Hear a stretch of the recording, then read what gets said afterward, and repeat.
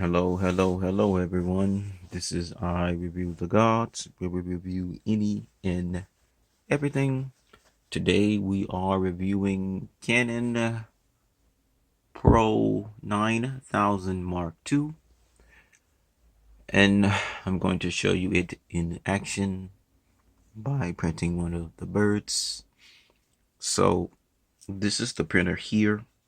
One of the reasons I'm reviewing this too is because I have a bad habit of selling stuff before I review it. So I'm going to review this before I sell it. And this printer is like 9 years old, something like that, and still going on strong. It can print the max 13 by 19, and it has, you know how you usually see a printer that has the little, I guess, retracting ruler, or I don't know what to call it, but let me back up so you won't hear it. Oh, never mind, I still heard it. Yeah, it usually has it on both sides, but this one only has it on one, and it moves from, from this is the right to the left to get to the big piece of paper, which is, 13 by 19. The printer is amazing steel, but I have stuff better.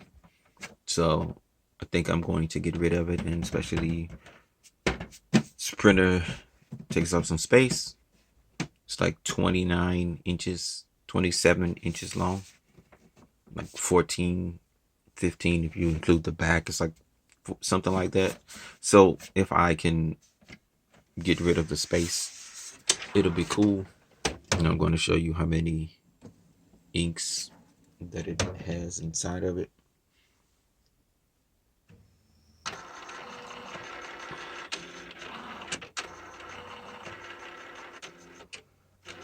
I think it's like 8 or something like that. Never decides to move over. All right, so yeah, what 1, 2, 3, 4, 5, 6, 7, 8. Yeah, it has 8 different inks, as you can see. The only downside about this printer here is, since it doesn't have a gray color, it isn't going to be the best of black and white photo printer, art printer, if you want to use that, because you need some grayscales for the black and whites, because they're going to be different colors of blacks there, and the gray helps that out with the tones. So if you're using it for black and white photography or just your art period, it's not the greatest printer for that. You can find things much better. The majority of the printers now come with the gray. If you're doing black and white ink, then you know black and white photos and stuff like that, and you truly need it. I'm going to see if it's ready to print. I'm going to show you a live action print here. I'm trying to keep it on the printer and do the print at the same time, and I got to stretch across because I'm trying to move it out of the way and get it here because I'm going to pack it. I haven't sold it yet, but I'm thinking about it. Alright, so I'm about to press the good old print button here. Just got to make sure I have the right printer selected, because I have like 5 of them, maybe more. Alright, let's see here. 900. Alright. Plan them in wrong size paper.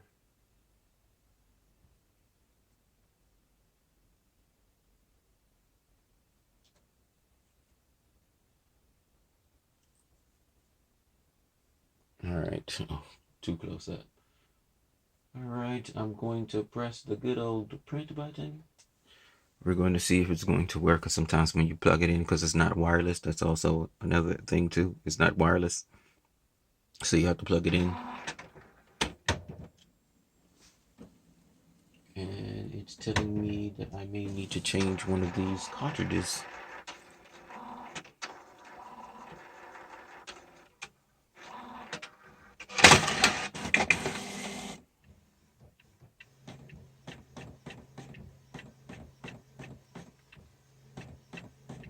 As you can see, it's not that loud. It prints very, very silent if it's, you know, on a sturdy surface. If it's not, it will move. I can put this printer on a surface that isn't that sturdy in another printer. This one will shake, the other one will not. So you have that there. But if it's sturdy, it's very, very quiet. I mean, it's a beast. It's a monster. But it's a good monster here. And as you can see it printing live here.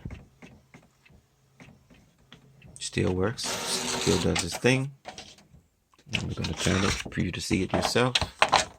This is a Polish chicken. I think the Polish chicken is somewhere on the bird thing, but yeah, this is, as you can see, it just printed out here. You can see the detail in all of the feathers there, from the tail to the wing, little birdie feet, birdie beak. You know, got his nice little afro there. So, as you can see, the printer still functions well. It still works well. You can also buy secondary inks here, which there's a mix. I don't know if you saw it, but a lot of printers, the newer printers, don't have secondary inks for them, which means that you're going to spend a lot of money. When it comes to my printing, when I print for myself and to proof, I use secondary inks. When I'm selling stuff and sending it out for someone, I don't. I have an Epson printer for that, and I use Epson inks, and they're not cheap, but hey, when you're doing something in the business and you have your name behind it, and that's what you want to do, you make sure it looks good and it looks grand. I mean, my name's behind it, my business name. I'm trying to get it to grow and get better, so I'm willing to time and money. I don't know if you saw the video with the papers. The papers matter, and some of this paper is expensive, but it matters. So I print all my stuff besides what I'm just showing you now. This is just a regular like cardstock. I print all my stuff on museum quality 100% cotton papers or bamboo, you know, something like that. Got bamboo papers too. I print all of my artwork on those. But I just wanted to show you, you know, the Canon pro9000 Mark II in action after all these years. You know, as you can see, it's reliable. It gets a plus for that. Anything that lasts this long and is still functioning as if it's new, you always give it a plus for that. Like I say, downside, it's a behemoth compared to some of our other printers that actually print the same, you know, length, width, photo, or artwork. It prints the same and it's bigger. It doesn't have Wi-Fi, so you'll have to either do a print server, hook it, you know, or put your router near it so you can plug it in and you can just make it one on its own. I mean, I suggest that instead of buying a print server, because those things like $100, just something like that. But you can turn it wireless if you want to by doing those two things. There, it's reliable, it's sturdy, it's gonna work. This printer's probably gonna work for a long, long time. It's really good for color, but like I say, if it's for black and white, you don't want this. You want something different. But if you are a colored person, that sounds funny. But if you are a person that wants color and don't mind it, this is amazing. You can use this printer for proofs. This is, I mean, I always suggest a person, if you're going to get into art, find a a lower cost ink printer for your proofs, or if you want to proof with your expensive one too, because I do that too. I do that. I try to experiment with this one and then do this one because the colors are totally different. It's night and day. Epson printers are better than everyone else, no matter what anyone says to you. You can see it yourself. I have videos. They're better than everyone else's printer. I'm sure Canon may have a printer that's on par with the Epson, but I have used many Canon printers and Epson printers that they can't. I have 3 Canon printers in the house right now. 3 of them, and they cannot touch my Epsons. Can't touch not one of them, no matter which one it is. It just can't. Even the lower model ones, it just cannot do it. I mean, their ink standard is amazing. No one so far to this day, I can say no one ink is better than Epson ink, and that's why I use it for all my artwork and all of the things that I do. But Canon isn't bad. Canon's number 2. Then you got the other printers, HP and such and yada yada yada. But it's always Epson and Canon's number 2. Like I say, at least the printers I use, someone may have found some better Canon printers than Epson, but I have not to this day. No matter how many I used, they just cannot. They cannot. But like I say, the printer's amazing. If you can find a deal, you can find this printer for $200 to $300. It's amazing for $200 to $300. Maybe when it first came out, it was, but $1,000 or something like that. And even a new one, still to this day, because it's that reliable, and it's really, really reliable. You're still gonna pay $700 for one, but you can get a used one. I'm probably gonna put mine up for like $250 and just let it go. Someone else can get some use and some fun out of it, because I no longer need it anymore.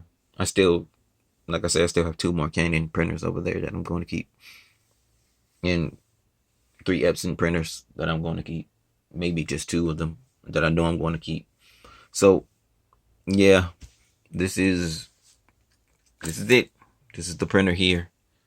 If you can find it for cheap, it's amazing. Printers are, and another thing too, printers are very hard to find good ones now. You're going to pay exorbitant prices for a lot of printers just because they're not producing them because of, the situation. The supply chain is broken. So yeah, you have that too. But yeah, good printer. If you find one and you see it for a nice deal between $200 to $300, and you're thinking about getting it, you can see the birdie. It should be brought later.